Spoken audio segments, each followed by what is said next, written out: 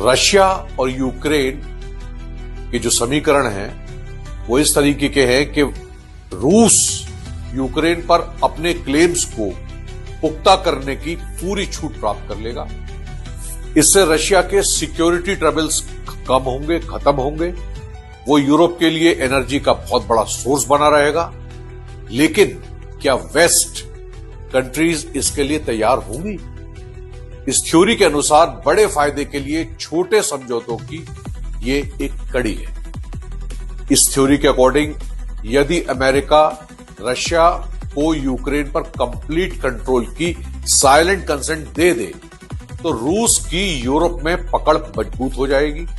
इसके बदले में रशिया वेस्ट के खिलाफ अपने आक्रामक रुख को कम कर सकता है, जिससे अमेरिका को यूरोप की सुरक्षा की चिंता से मुक्ति मिल जाएगी। अमेरिका वेनेजुएला का ऊर्जा केंद्र, इस गठबंधन में अमेरिका की नजर वेनेजुएला के ऑयल फील्ड्स पर है। वेनेजुएला में दुनिया के सबसे बड़े कच्चे तेल के भंडार हैं। अगर अमेरिका वहां नियंत्रण स्थापित करता है तो वह ओपेक देशों पर अपनी निर्भरता खत्म कर देगा।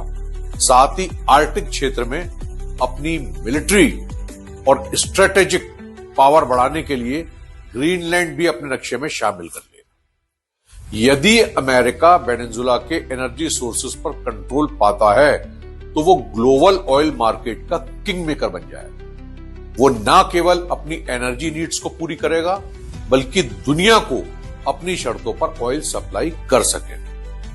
अब इसमें भारत का क्या लाभ है? भारत को सस्ता ऑयल मिलेगा और एक इकोनॉमिक पावर गेन करने का मौका मिलेगा। इस मेगा डील में भारत की भूमिका एक बैलेंसर और बेनिफिशियरी की है। अमेरिका के नियंत्रण वाले वेनेजुएला से भारत बेहद सस्ता कच्चा तेल प्राप्त कर सकता है, रशिया से ऑयल लेना बंद कर सकता है, भारत की अर्थव्यवस्था को नई उड़ान मिलेगी, यूएस से उसके ट्रेड रिलेशंस इंप्रूव होंगे और वो एशिया में स्थिरता बनाए रखने वाले एक बड़ी ताकत बनकर उभरे। भारत को इस नए समीकरण से आर्थिक लाभ मिलेगा, जैसे कि ऊर्जा संस्थानों तक बेहतर पहुंच। ये थ्योरी दर्शाती है कि कैसे अलग अलग देशों के हित एक गठबंधन में जुड़ सकते हैं, कैसे अलग अलग देशों के राष्ट्रीय हित इस थ्योरी में जुड़ते हैं।